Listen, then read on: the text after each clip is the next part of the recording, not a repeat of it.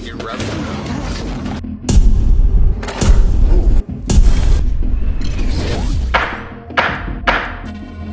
Lawyers are about as popular as Darth Vader and the tax collector, but no matter what you think about them, you had to feel awful for that attorney who got knocked out cold by his own client in a Kentucky courtroom this week. Well, the good news is public defender Doug Crickmer is out of the hospital, and he's back at the very courtroom where it all happened for us this morning. Doug, good morning to you. This is Peter Hafer. He is inside Scott County Circuit Court in Georgetown, Kentucky. Peter Hafer really doesn't want this man, court-appointed lawyer Doug Crickmer, to handle his case. Present me no more. Well, and the issue's that he just ain't doing nothing. He ain't doing nothing. 30-year-old Hafer was recently arrested for burglarizing a local Kmart store. Today at his pretrial hearing, he's begging the court for a new attorney. Part of legally what Mr. Hafer wants is not permissible or would not be allowed by the court. I've tried to explain that to him. Yeah, explain that. are you asking the court to represent yourself then? No. Because, you know, Mr. Crickmer has obviously several cases on this docket. Every time he tells me something, he lies. So, I mean, you know, his word is no good. So how can I trust anything he says? There's not an attorney in this town that's going to be ready for a trial on February the 25th or the 27th, and I'm not going to continue it at this point in time. He don't even care. When I try to explain something to him, all he does is when I'm talking to him, back out the door. Hafer just can't seem to get his point across. I'm telling you, this ain't working. I'd rather have the prosecutor be my attorney than him. He'd probably give me a better trial. It looks like Hafer and Crickmer are stuck with each other. You got two guys here that are talking about one another as if the other guy's not even in the room. You can just feel that tension between these guys. You know something's going to happen. Unfortunately, Mr. Hafer doesn't get to pick and choose his public defenders until such time as Mr. Barnes signs somebody else. I'll continue reveling. He just pops him right in the face. Well, he definitely one-shotted me, that's for sure.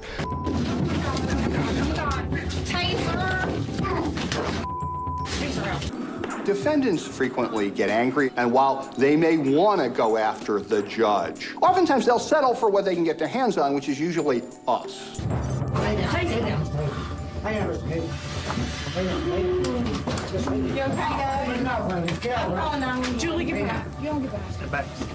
Watch that again. Unfortunately, Mr. Hafer doesn't get to pick and choose his public defenders. Hafer seems relatively calm until he doesn't. Hafer apparently landed several punches to the stomach and face of Crickmer before being restrained. I can understand where he was coming from. He was frustrated. He's certainly nervous about his future. I wish Mr. Hafer no ill will. Crickmer was admitted to Georgetown Community Hospital and released later that day.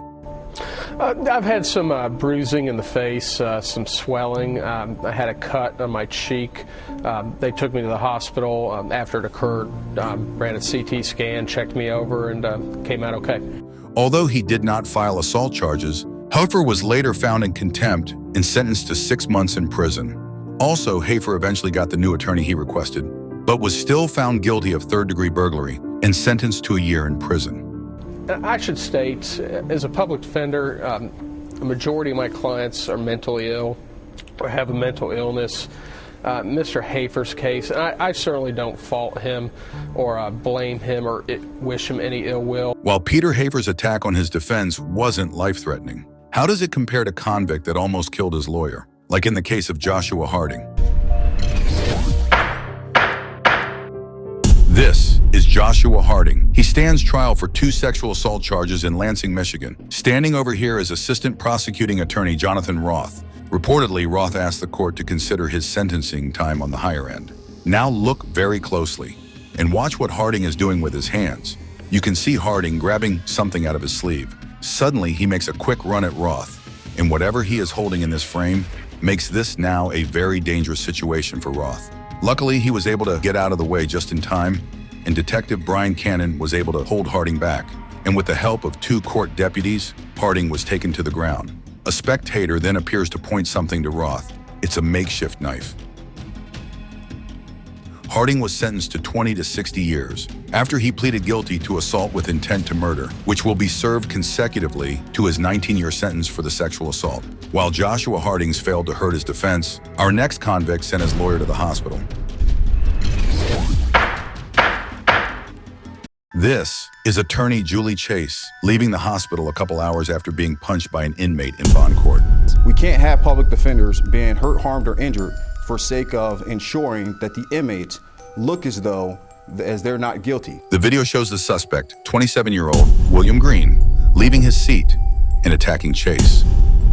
Chase, at the time defending another client, never saw it coming. It was just a bit of a shock. I didn't expect it, but I'm doing okay. It didn't feel very well to get a phone call at work hearing that your daughter's been smashed in the face by somebody in court. Green was already in jail for attacking an employee in a mental hospital, where he was held under the Baker Act. I am outraged at the lack of security, the lack of protocols, the lack of ability to identify and appropriately handle people that are experiencing mental illness. He faced new charges for the attack.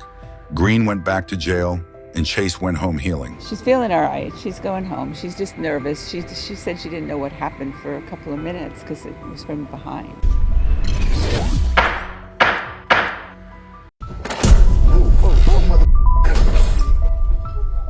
A sucker punch in Superior Court. To see yourself getting decked. And this is the guy who took the hit, Valley attorney Vladimir Gajic.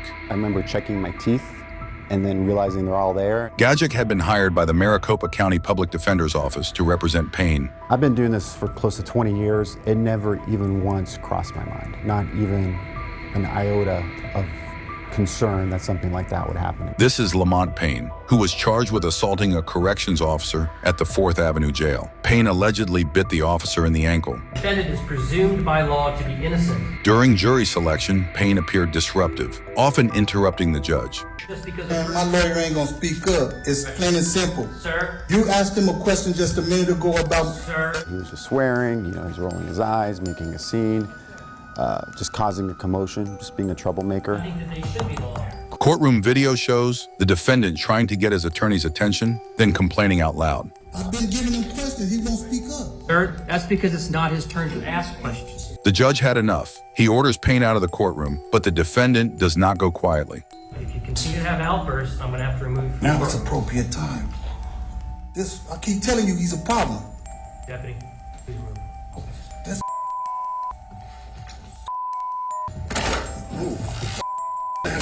I didn't feel any force. I didn't feel like pain or anything like that. It was just salty, right? Because you're tasting somebody's skin. It's kind of gross, but that's what I remember. Gajic suffered a bloody nose, swollen face, but was otherwise okay. He said it's good to know he can take a punch and walk away.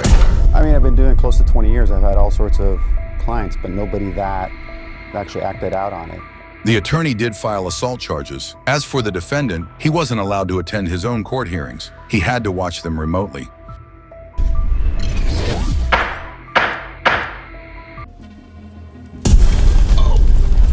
This is Joseph Zeer, a double murder suspect in Cape Coral, Florida. Back in May 1990, 11-year-old Robin Cornell and her babysitter Lisa Story were found sexually assaulted and murdered at their home. The gruesome scene was discovered by Robin's mom, Jan Cornell, who called 911. 911, please send someone to my house. Someone talk to my house. I think my daughter's dead. Oh my God, please. And please just calm down. Oh my God, The case went cold for over 2 decades until Zeer was arrested in 2016 for shooting and injuring his son. His DNA was collected and entered into the database, which matched the DNA evidence from the 1990 crime scene. Now, Joseph Zeer was actually arrested for another crime, and that's how detectives were able to get his fingerprints and DNA samples. His sample was put into a database called CODIS, and that database also stores unknown DNA samples, including those from the Cornell Story case.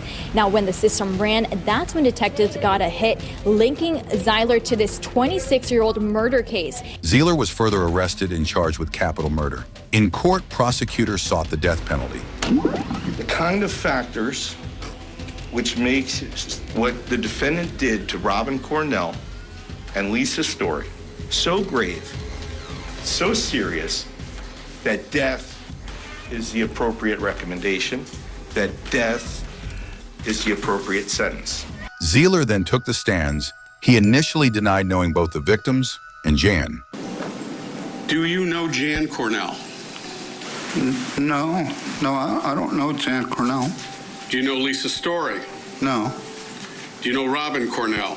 No. But later said his DNA was at the crime scene because he and Jan were involved in intimate acts the night before the murders. And what I believe happened is I slept with Jan Cornell and Leanne Deller, and they were just too much of a pig not to wash their sheets. He even called the victim's mother a pig.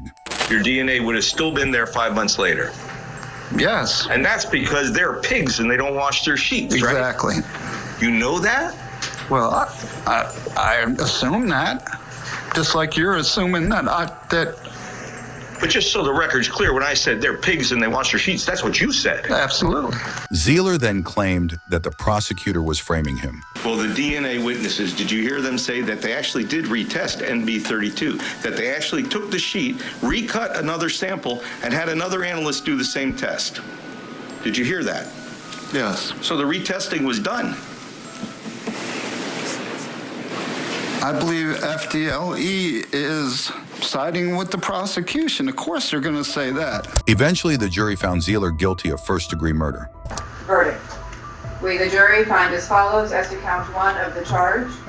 The defendant is guilty of first-degree murder of Robin Cornell.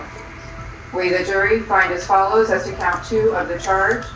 The defendant is guilty of first-degree murder of Lisa Story. But what Zeer did next left the whole courtroom stunned. At his sentencing, Zeer appeared in handcuffs. First, he asked his attorney for a private discussion.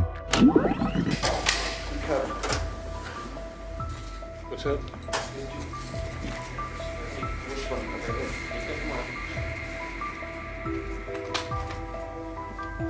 As the attorney leaned in, Zeer threw a cheap shot with his elbow. Thankfully, the detectives quickly subdued him.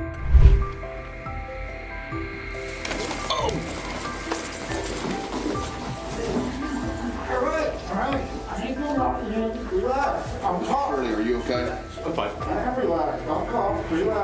Meanwhile, the lawyer saw the funny side of the incident. I used to box. I've taken a lot better shots than that.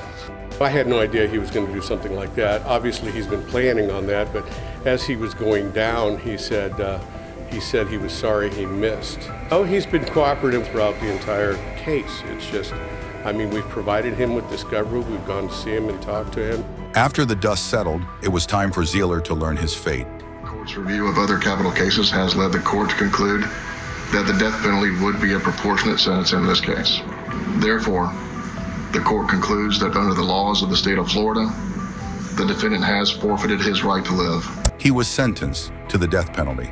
Accordingly, it is ordered and adjudged that the defendant, Joseph Adam Zeer, is hereby sentenced to death for the murder of Robin Cornell and the murder of Lisa Story. While Joseph Zeer's attack on his defense seemed premeditated, how does it compare to punching someone out of the blue, like in the case of Christopher Teal? This is Christopher Teal, who was in the King County courtroom facing sexual assault charges in Seattle, Washington. Reports suggest that Teal, a homeless man, followed a woman inside a restroom at a Volkswagen dealership and sexually assaulted her. He was arrested after company employees barged in and stopped the attack. Teal was charged with first-degree sexual assault and unlawful imprisonment. He appeared in court for a competency hearing, represented by his lawyer, Reed Berklin. As the hearing began, Teal seemed amused and raised his arm towards Berklin before being stopped by a court officer. Mr. Teal's present, he's in custody, he's represented by counsel, Mr. Berklin. Then suddenly, without provocation, Teal snapped. Standing from his counsel, who I'll defer to in a moment, that they are now stipulating that Mr.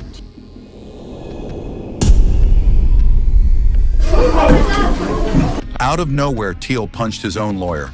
Luckily, the police quickly managed to subdue him.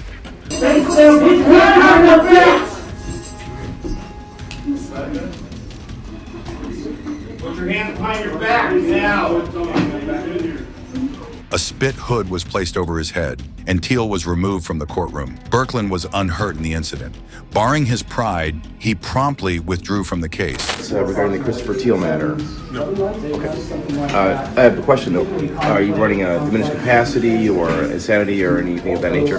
I don't have anything to talk about. The next time Teal appeared in court, the officers ensured he wouldn't be punching anyone. Teal was seen heavily strapped to a chair. However, he still had one complaint. Teal's biggest concern was how his hair looked in his mugshot. I'd like to know where the they got that photo of me with my short hair. Because that was on Facebook, and I don't have a Facebook. All right. So you're on a legitimate question. Like, do they have access to Google? The judge scheduled another hearing in a week's time. Eventually, Teal was sentenced to 8.5 years in prison. While Teal's reaction could certainly be dismissed as a mental health issue, what happens when you get into a wrestling match with your lawyer, like in the case of Taylor Shabusiness? This is Taylor Shabusiness. She appeared before a judge for a competency hearing to assess whether she could understand the court proceedings and assist in her defense. In February of 2022, 25-year-old Taylor Shabusiness was involved in a case that seemed ripped from a horror novel. Taylor and her lover, 24-year-old Shad Therian, were together one night when their usual routine took a dark turn. After smoking meth, Taylor, in a fit of drug-induced rage, strangled Shad to death with a chain in the basement of his mother's house. However, the horror did not end there. In the hours that followed, authorities claimed that Taylor Shabusiness sexually abused Shad's lifeless body before proceeding to dismember him. Panicked and in shock, Shabusiness immediately contacted the authorities. Shabusiness was charged with first-degree intentional homicide, mutilating a corpse, and third-degree sexual assault. During the competency hearing, Judge Thomas Walsh presided, while attorney Quinn Jolly represented Shabusiness. An expert hired by the defense was expected to testify in the coming days, but Jolly stated that the doctor needed more time to complete his report. Our doctor is requesting 2 additional weeks to finish preparation and evaluation of report. Judge Walsh granted the motion, pushing back the start date of the trial to allow for a comprehensive assessment. During the trial, and we're looking at the week of May 15th for the trial. And in that moment, Shabusiness jumped out of her chair and lunged at her attorney in a fit of uncontrolled anger. Watch it from this angle. The court officers sprang into action and restrained her. The deputies were able to remove her and place her in a holding cell. Once order was restored and the hearing reconvened, Jolly, who had remarkably sustained no injuries during the attack, requested to withdraw as Shabusiness's attorney. At this point, I'm going to put a motion in the withdrawal from this matter.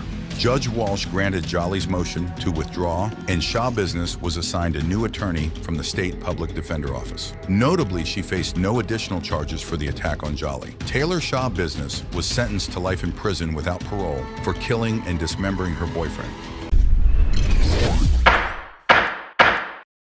This is LaMarcus Williamson. He is in York, South Carolina for his sentencing hearing. Face to face with the judge, the 30-year-old seems uneasy as he waits to learn his punishment. Williamson pleaded guilty to aggravated assault and robbery for violently attacking and choking a female college student 6 months earlier. He now faces up to 15 years in prison.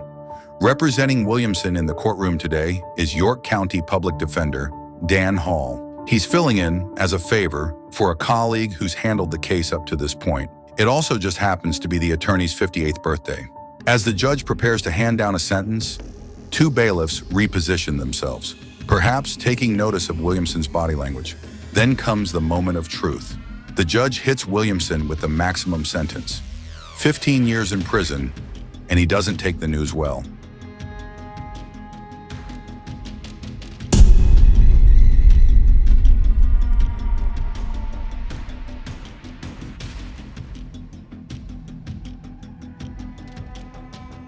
After the judge makes his ruling, Public Defender Dan Hall places his hand on Williamson's back, perhaps as a comforting gesture. Remember, Hall is just filling in at this hearing, and on his birthday no less. So how's that saying go? No good deed goes unpunished. Even while handcuffed, Williamson delivers a hard-hitting shot, and both men tumble to the ground before officers jump in. Back on his feet, Hall wipes the blood from his mouth, but is not seriously injured. For the unsolicited sucker punch, Williamson is charged with criminal contempt of court and gets an additional 6 months tacked onto his 15-year sentence.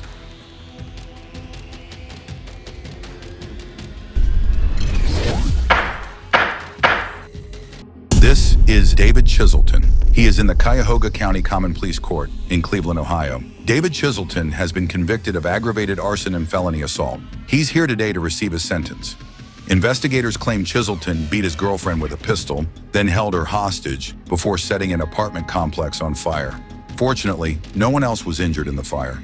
Chislton is handcuffed in the front. This is unusual. Typically, convicts are handcuffed with their hands behind their backs for security purposes.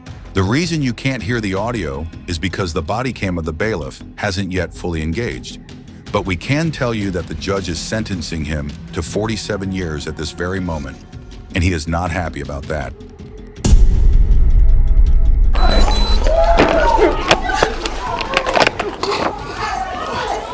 The man he just attacked was his own attorney, Aaron Brockler.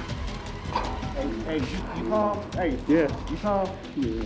No, you messed up, right? You understand that, right? Okay? Mm-hmm. Listen, when I uncuff you, put your hand behind your back. Do you understand? Yeah. Okay? They're now cuffing him behind his back. Relax your hand, relax your hand. What's wrong? My shit broke. I turned to him because I was about to tell him that I would come and meet with him privately to see if there was anything we could do to reduce his sentence. But before I could even open my mouth, I just heard a swoosh sound, and all I remember is waking up on the floor underneath the table. For a moment, he tried to object to the sentence, and then he basically just wheeled around and punched his defense lawyer, who was standing to his left with both hands. His hands were cuffed in front, and he got both hands and probably the cuff into the lawyer's face and hit him real hard and knocked him down. But the deputies, to their credit, were on him immediately and had him incapacitated within a couple of seconds. But 3 deputies escort Chislton out of the courtroom. Yeah. And down to the holding cell. SRT! He assaulted his own attorney just right after he got sentenced to 45 years.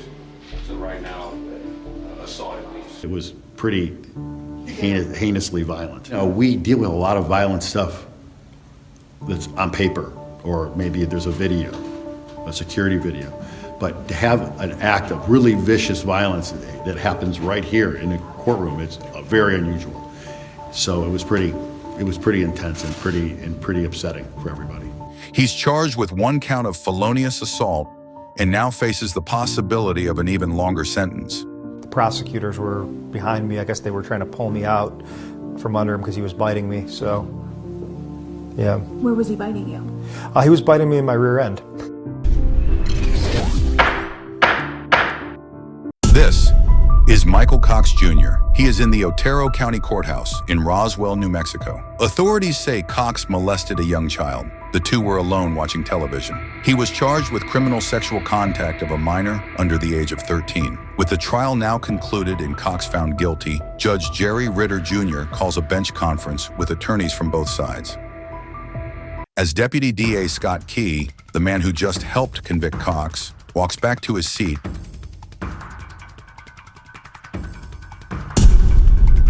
Cox unleashes his frustration.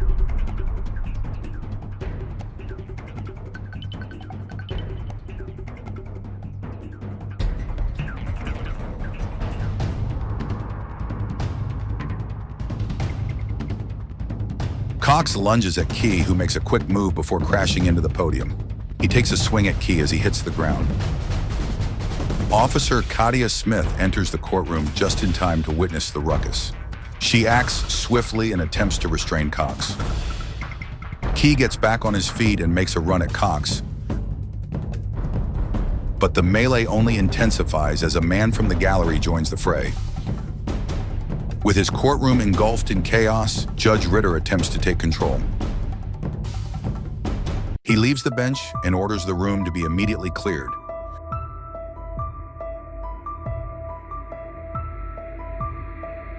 With the confrontation now over, Key pulls himself together. He takes a moment to fix his hair and then straightens up the area, even putting a trash can back in place while Cox is cuffed and led away. Order is finally restored. Michael Cox Jr. received 18 years for criminal sexual contact with a minor, and for his ill-advised attack on Key, the newly convicted felon picked up an additional 6 years for felony battery on a peace officer and misdemeanor aggravated battery. Both sentences will run consecutively,